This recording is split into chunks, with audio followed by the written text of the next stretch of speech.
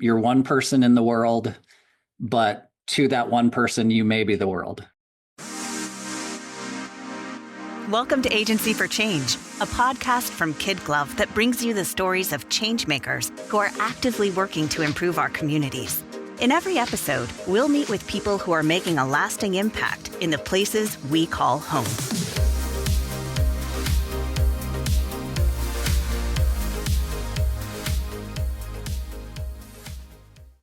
Hey everyone, welcome back to the Agency for Change podcast. This is Lynn Weinman. I am the president and chief strategist of KidGlov.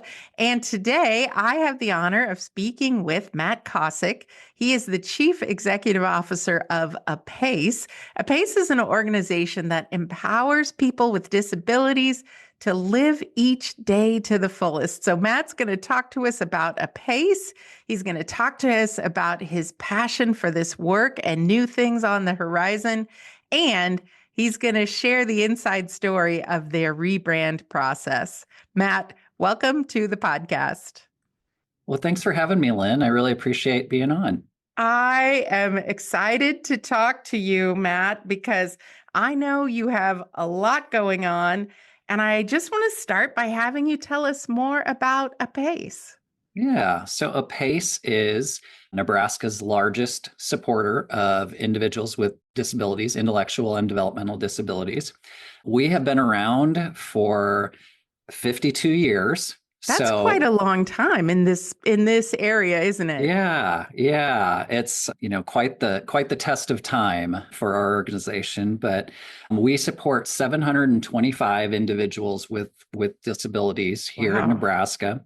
We do that we've got about 760 employees and another 130 or so contractors that provide direct support to those individuals. So yeah, we're actually all throughout Southeast Nebraska. So we go as far west as York and Hebron, as far north as Columbus, Wahoo, and Bellevue, and then everything kind of in between there and the Missouri River and the Nebraska-Kansas border.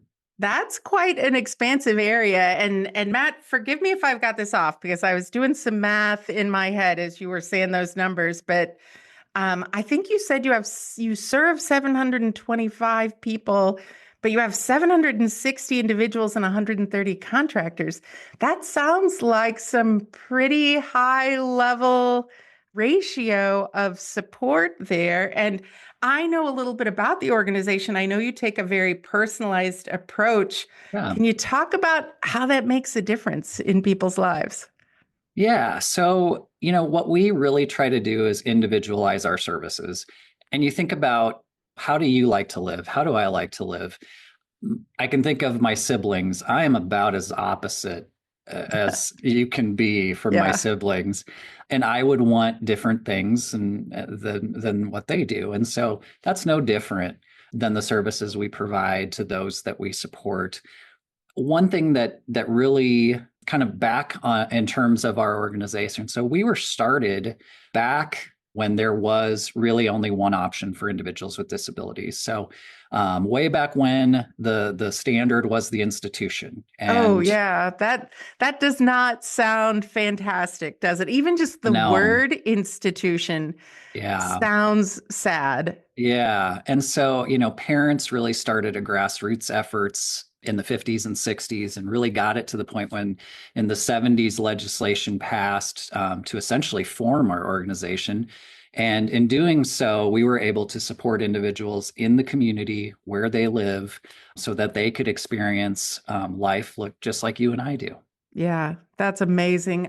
You gotta love a parent who has a kid who needs something special and watch the passion and the commitment that they pour into it. So I love the fact that your story and your founding goes back to a group of parents like that, because that really is a powerful, powerful group. So Matt, you kind of touched on this a little bit, but when you think of the populations you serve, individuals with disabilities, what are some of the challenges that they face and how are you serving them? Yeah, so really, for somebody who has a disability, quite frankly, anything can be a challenge. Yeah. Just think if somebody's has to use a wheelchair, the snow and the cold we got last week. I mean, think about how would you get to the store? How would you Oh, right. navigate the buses? We see that and we don't have a magic wand just that you could just get rid of that, but we Right. celebrate that. And we essentially live side by side with those that we support for the duration of their life. We're living with them to kind of navigate those challenges. It really goes further than just, tasks, day after Yeah. day tasks. We are living with the folks we support and making a difference. That's fantastic. Could I ask you, Matt, to even go just a little bit deeper on that? Can you give me some examples just for people who may not Yeah. be as familiar with your world? What does that look like? Yeah. So generally, no two services look the same, Oh, but sure. in a very general sense, the services for individuals with disabilities are broken down into kind of three main categories. One is residential services. So, Mm, a residential service may be, say, somebody lives with their parents. We can send staff to go in and support them in their home. Say somebody lives on their own in their apartment. We can go and support them. And we also have continuous settings where folks are living in group homes. Say that's kind of the common term for them, yeah. where individuals will live in those homes and then staff will come in and out of those homes and kind of live with them as well. Additionally, we have kind of the next breakdown is day services. So think about what happens from 8 to 4. So during that time, we're doing social training, we're doing job skills training, Yeah. really recreation, fun. I mean, really the list goes on and on of what we do during those times, but it's an opportunity for kind of the social component for folks that we support.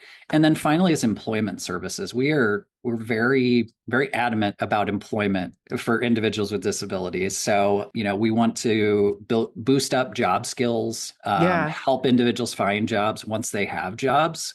We will be there right alongside them, kind of learning the job and ensuring that they have all the tools they need to be successful. Each of those services that I just rattled off, it depends on the person. It depends on their Absolutely. need.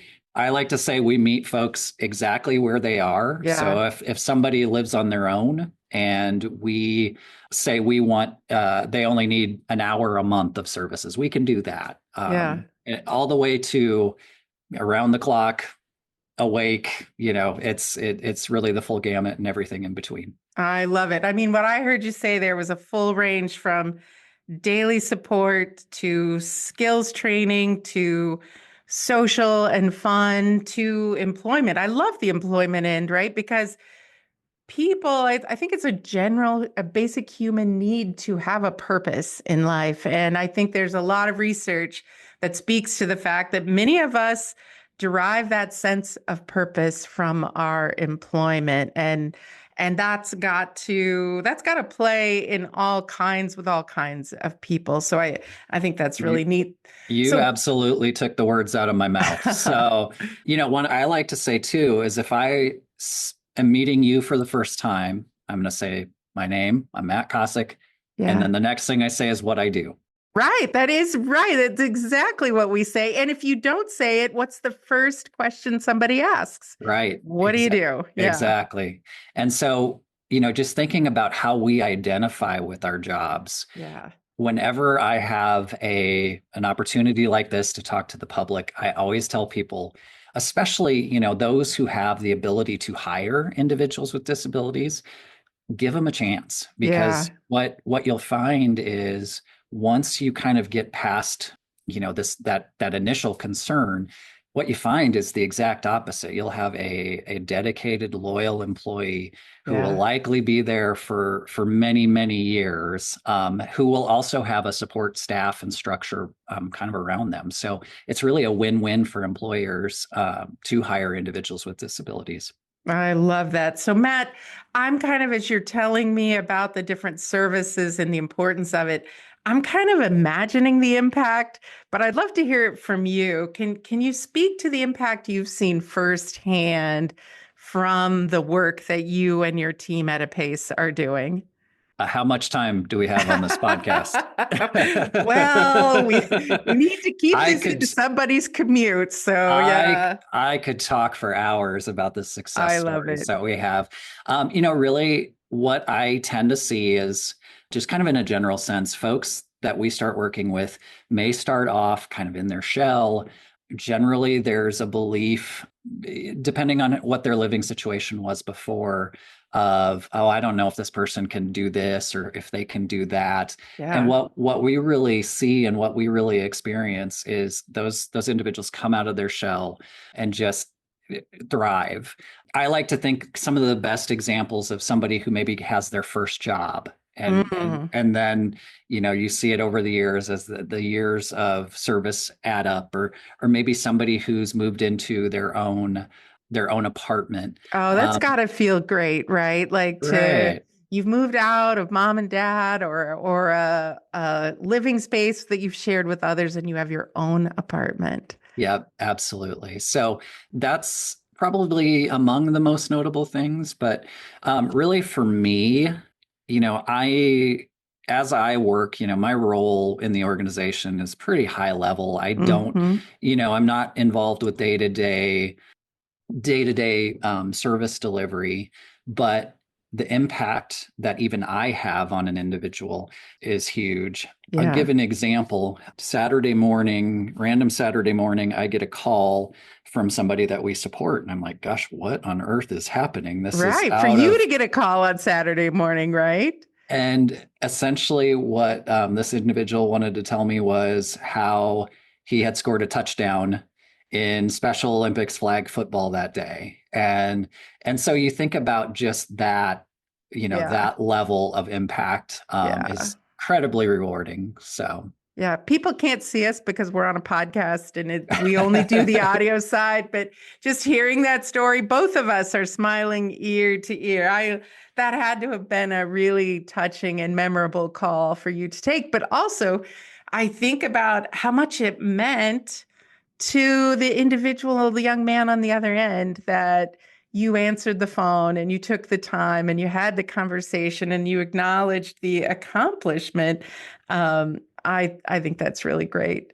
Matt, you touched on your role a little bit, but I'd love to hear more about what your role looks like, but also how you got involved in this type of work. I always think it's really interesting to find out how people get to where they are. yeah. So I talk first about my role. So obviously, the organization, we're a big organization, as I mentioned. And so I'm tasked with setting the strategic course for our organization, overseeing day-to-day operations, ensuring that we can keep our lights on and the business is good, that sort Very of thing. important. All those Yep, things, all those very important important. things. Yeah. Beyond that, my role is advocacy. Mm, So we are in a heavily regulated yeah. industry. And not only that, our primary funding source is through Medicaid. Yeah. So we have to advocate for not only the regulatory tools and mechanisms to ensure that we can do our jobs, but also that our funding is adequate. And those are real challenges, especially when you hear threats of cuts and things coming down Right. the pike. Well, So, and I think, Matt, most people don't realize oftentimes those government sources, Medicaid and Medicare, they don't pay 100% of the cost to deliver that services. So then you and your team and your foundation and somebody has to figure out how do we make up the difference. I think another thing right, people don't realize is sometimes those payments aren't as consistent as you think. A change in staff or a change in policy, and all of a sudden all those payments are held up, and you as an organization are figuring out how do we deal with our cash flow during this time, even though you know it's coming, right. it's not there when you need it. So that's going to be Yeah. stressful for someone like you. Oh, it is. Um, Yeah. yeah, I like to talk about Medicaid in terms of it's essentially a cost-based funding mechanism. Right. So we have enough money to cover our costs. Yeah. keep the lights on, keep the Yeah. wheels spinning. But when we want to innovate or when we want to replace a vehicle or all of Yeah. that, there's not much that goes into that. And Right. just for scope, we have about 225 vehicles Wow. all over. 225 vehicles. Wow. So, you think about fleet costs that go along with that. So yeah, again, it goes back to advocacy. On my end, the state legislature sets our reimbursement rates. So we want to make sure that those stay competitive so we can still offer the high level of services that Yeah. we do. With regards to how I got into the work that Yeah. I do, so I grew up on a farm north of here, kind of by Schuyler, Columbus, that Oh, area. yeah. Yeah. So grew up there. My brother, Randy, my big brother, he has cerebral palsy, and Okay. so growing up with him, I kind of learned firsthand and not even realizing it because he's my brother, Yeah. and it Yeah. wasn't like, navigating life was just what I lived through. Right. So I have that in my background. And as I eventually came from the farm to Lincoln, I've been in Lincoln pretty much my entire adult life and started working out of college. I worked for the Journal Star and ended up working in various leadership roles there for about 16 years. And then after that, I worked for Madonna Rehab Hospital for 3 years. And I was the general manager of their proactive facility on 56th and Pine Lake. Okay. And so, I've gone to swimming classes there before. It's great yeah, swimming space. Yeah. it is an excellent facility. But then when this role, I replaced Dave Merrill. He was my predecessor, and he had been in this role for 32 years. It's So, hard to replace somebody who has yeah, that kind of a legacy, right? exactly. So, I came on, interestingly enough, I started in 2020.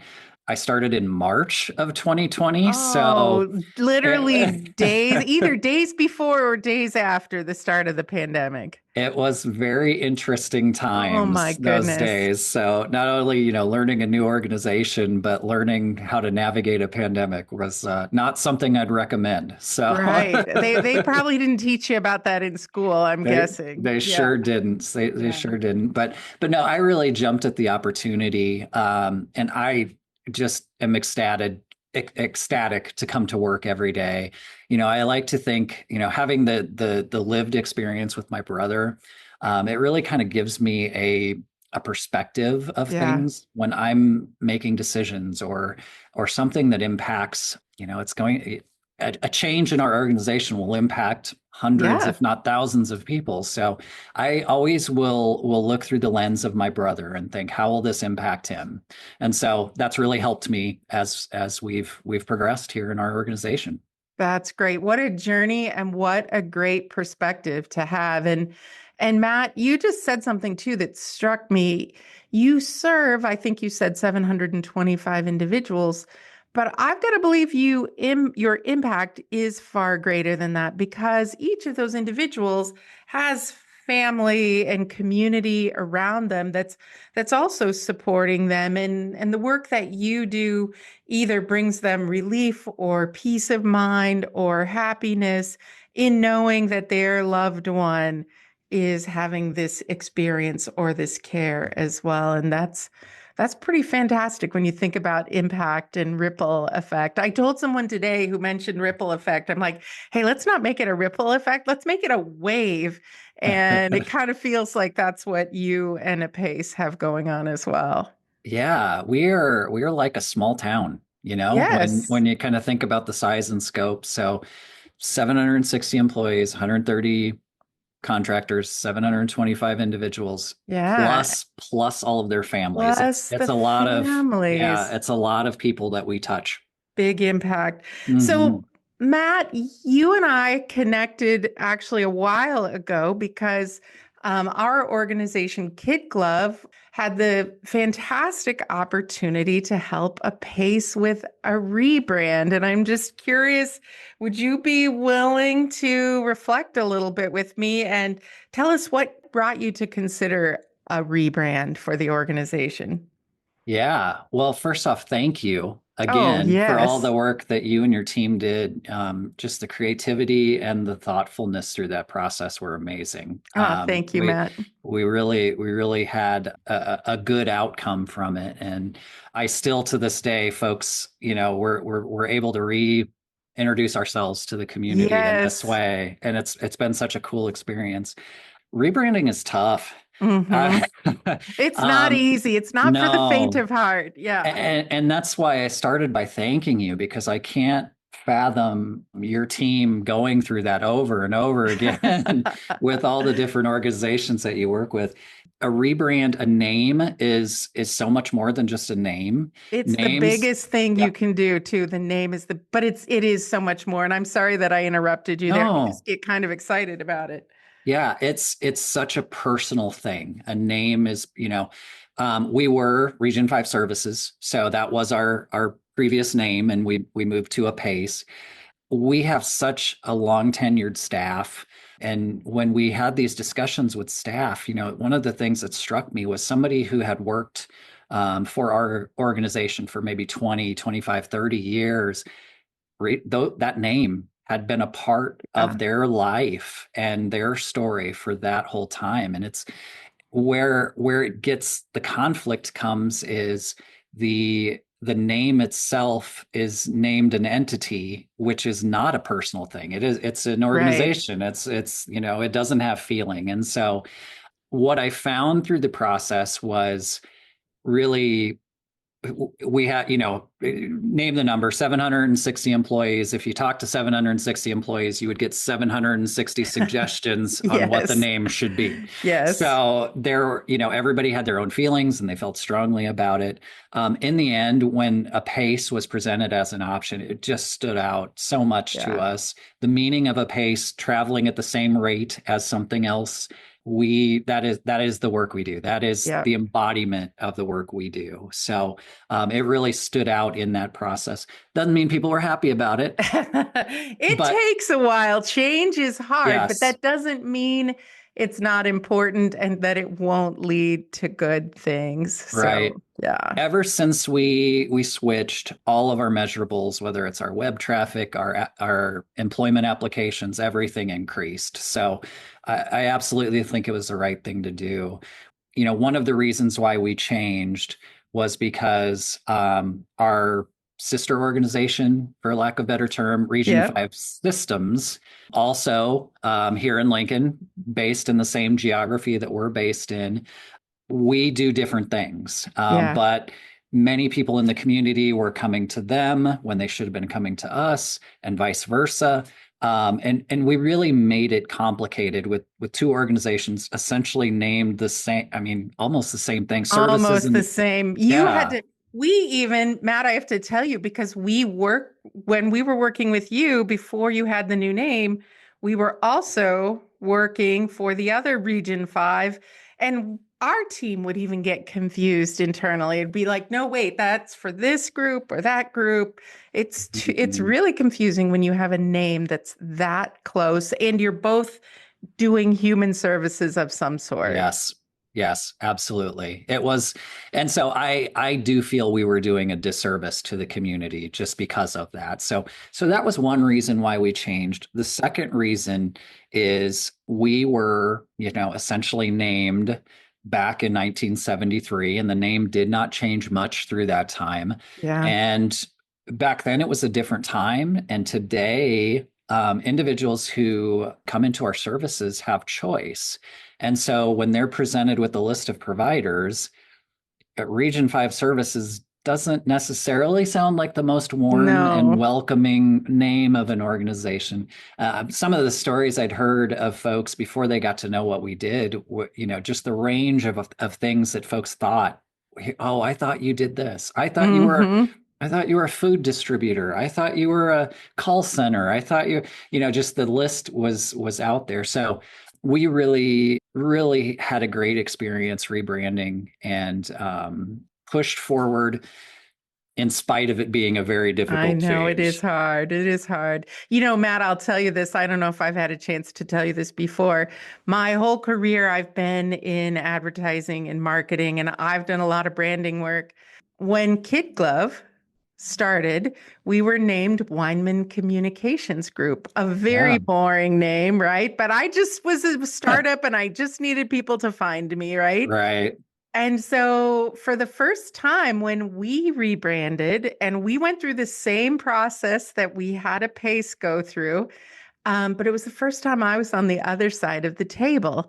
And what struck me is when my creative team came to me to present name options, I was actually very nervous. Mm, And so it gave me great empathy that has impacted now the way we do our work.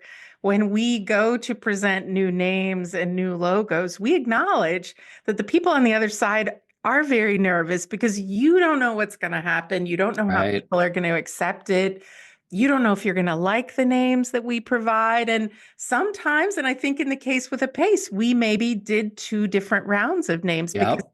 it's hard to, and I am not afraid or ashamed in any way to say that because it's hard to sum up the essence of an organization where you are now and where you're going to be in the future with Yep. one or two words. Sometimes it takes a couple tries and I'm Absolutely. okay with that as long as we get there because nothing made me happier than in the beginning of our conversation for you to reference the fact that you are walking side by side with those you serve because Hmm. I know that that's where the name Apace came from. And so I love that you've made that part of your story. And Yeah. going back to numbers, because we talked about a lot of numbers today, I just counted it up, and I think we have worked on branding of some shape or form with 163 organizations. So Wow. even though it's hard work, it's my favorite kind of work because just like a pace, what I know is when an organization has the right brand, it's not really about the name, it's not really about the logo, it's about opening the door for you to tell your story of your mission and your innovation and what makes you special and different. That's my favorite part of it all. And Yeah. I love how you and your team have really, really leaned into that. One So with rebrands, you really only notice the bad ones. that is so true, right? Like, I I, mean, for those of us who love sports and maybe follow the Big Ten, I yeah. think one of the worst was the leaders and the legends Oh, subdivisions of the Big yes. Ten, right? Yes. But I yeah, think recently the HBO going away from HBO to Max, yes, I right? mean, that was such a institution of a brand to go away from it. It's a tough one. It's a tough one for sure. Yeah. Well, Matt, tell me what's on the horizon because we talked about, hey, this brand's got to take you into the future. And Yeah. knowing you, I know you've got some key initiatives and projects and innovative things coming up. We do. We do. There's a couple things I'd like to talk about. So first off, I mentioned, kind of our funding structure and Medicaid and Yeah, innovation and change is hard. Because of those constraints, we have a foundation, the Apace yeah, Foundation, which supports the work of what we do. I like to think of that as, it essentially the foundation complements the work and is able to absolutely. provide the funding when other funding isn't available. And so we are currently in the midst of a capital campaign. We're trying to raise funds for our day center in Auburn, Nebraska. Yeah, We've had that building for several years, and it is just in need of a renovation. right, There's items in disrepair, and we really want to do right because of our funding stream and how it's been for so long. We've had to live in places and live with things that aren't the best, and right. it's really been a priority of mine to just push forward and, where when funds aren't available, find funds Yeah. to really do that, to do what's right by those we support. So that location, so one of the things that folks might not know is that we have a popcorn factory, and I'm using the term factory in the most adorable way because it's not what you think of a typical factory, but we do make popcorn. We actually have a facility in Tecumseh where we go, and one day a week we pop popcorn. It's branded under Crazy Kernel Popcorn. I love It's it. been around for years and years, and it's in kind of the Auburn and surrounding areas. This project, essentially, as we're looking at Auburn and our location there, we're looking at modernizing not only the facility, but bringing that popcorn operation into that facility as well. The popcorn provides jobs for Yeah, those that we support. absolutely. Not only that, not only like the jobs in terms of popping the popcorn, but the folks that we support have created unique flavors and I kind of love it. experimented on their own. And in addition to that, individuals also will merchandise the popcorn. So Yeah. it kind of creates a full cycle where folks are going in and around the community, making sure that the shelves are stocked all around the community. So I love that you describe that as adorable because as you're telling me the story, it's so adorable. And I'm sorry I interrupted you, but I have to ask about these flavors. Are there any flavors of note that you can share? So they have the standards in terms of like, cheddar. I think there's a cheddar jalapeno that's really Oh, good. Your standard butter, caramel. From time to time, things get, if it's maybe around a seasonal time. So they might have ah, a more of a Valentine's Day themed that's popcorn what I or was wondering. Right. things like Yeah. that with colors and that. And so the staff that we have that work there just really encourage creativity with That's those that we awesome. support. And it creates quite an awesome thing. I So love it. And I interrupted you, so I'm sorry. yeah, So we talked no, about the perfect. foundation, the capital Yeah. campaign, the popcorn. What This, else is up your yeah, sleeve? the second major initiative, and this is kind of an ongoing initiative, but about 3 years ago, we started a program called Empowering Possible. And what this program does, it's through our foundation. The intended recipients are residents of Nebraska with an intellectual or developmental disability. So it doesn't have to be anybody or somebody that's supported by Apace. It can be anyone in the state. But what we've found is that individuals with disabilities tend to, with their funding through Medicaid, Medicare, might have a need for an adaptive piece of equipment. And so this program funds directly those needs. So Nice. Yeah, individuals can fill out applications when we open that up, which will be May, I believe, is when we open those up. that's But great. so it's kind of a functional grant as well, but we have given and granted some fun and experiential type I love things. it. We are sending one individual to Japan, Ooh, kind of trip of a a lifetime, once in a right? lifetime trip. Yeah. We've also done trips that are on a much smaller scale. And, that's one of the things that I think we take for granted.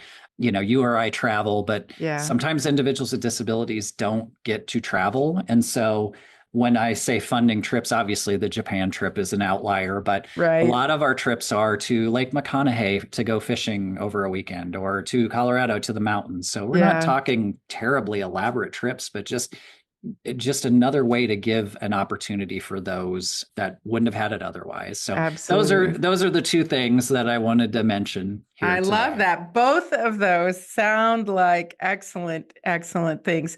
So, for our listeners who want to learn more, Matt, where can they find more information about Apace?